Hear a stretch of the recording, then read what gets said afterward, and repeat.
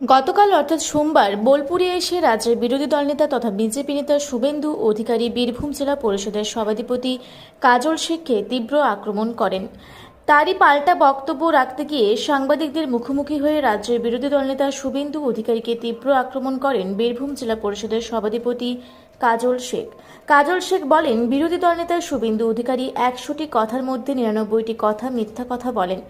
একই সাথে তিনি বলেন, কাজল শেখ কোনো দুর্নীতির সাথে জড়িত ছিল না, আজও নেই, ভবিষ্যতেও থাকবে না।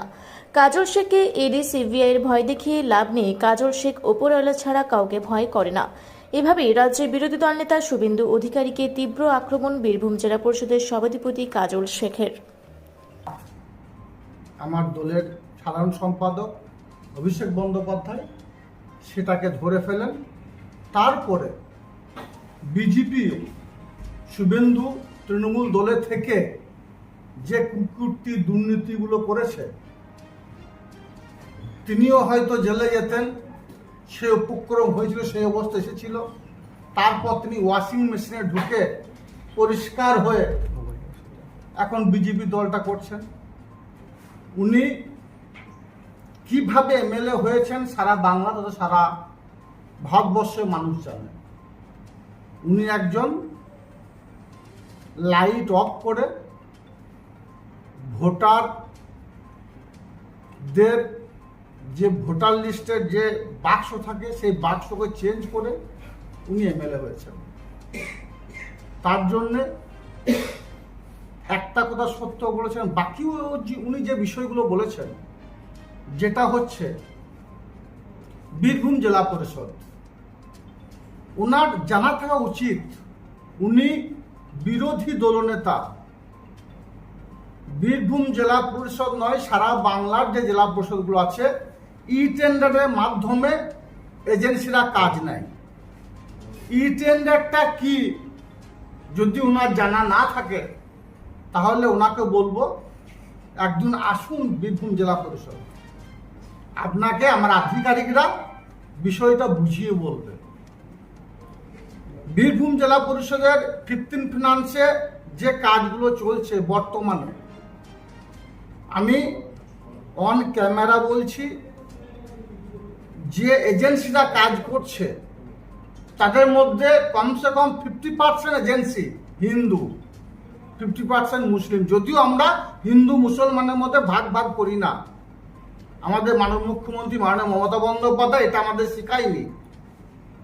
উনি ফিফথ ফিনান্সে যে কাজগুলো হচ্ছে ওখানেও অ্যাবাভ 50% আমার সনাতন ধর্মের বিশ্বাসী এজেন্সিরা আছে যারা বীরভূম জেলা পরিষদে কাজ করছে। উনি একটা পড়ছি দেখে পরে পরে বলছেন, আমি বুঝতে পেরেছি, সারা বীরভূম জেলার মানুষ বুঝতে পারছে।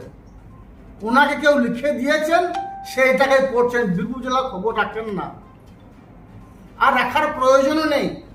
বীরভূম জেলার খবর রাখার জন্য মমতা বন্দ্যোপাধ্যায়ের সৈনিকের আছে, অভিষেক বন্দ্যোপাধ্যায়ের সৈনিকের আছে। আমরা 365 দিন মানুষের পাশে থাকি, মানুষের হয়ে কাজ করি এবং মানুষের হয়ে কাজ করে যাব। আপনি যে কথা বলেছেন, কোলাঘাটে গিয়েছিলাম, তখন আপনি কোথায় যেতেন? তখন হাওয়াই চটির নিচে আপনি থাকতেন, ভুলে যান না। হাওয়াই চটির নিচে থেকে একের পর এক পদ, একের পর এক নেতৃত্ব, মন্ত্রিত্ব তিনি মাননীয় মুখ্যমন্ত্রী মাননীয় মমতা বন্দ্যোপাধ্যায়ের দয়ায় হয়েছিলেন, নেতা বেনেছিলেন।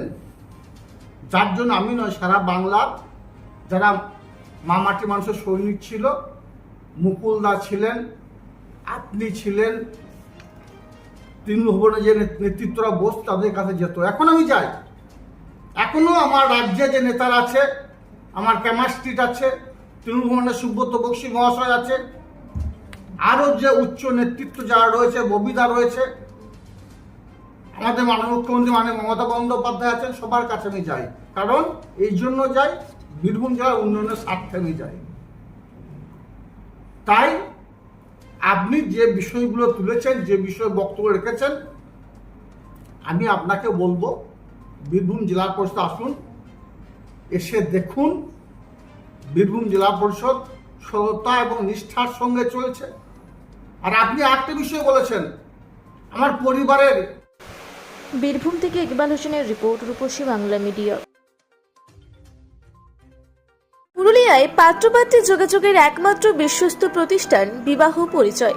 আপনার মনের মতো জীবনসঙ্গী খুঁজতে আপনার পাশে রয়েছে বিবাহ পরিচয়। তাই আর দেরি না করে আজই যোগাযোগ করুন বিবাহ পরিচয়, municipality commercial complex, 2nd floor, Chaibasa road, opposite PWD office, Purulia. Mobile নম্বর 9232440272 অথবা 8370970472।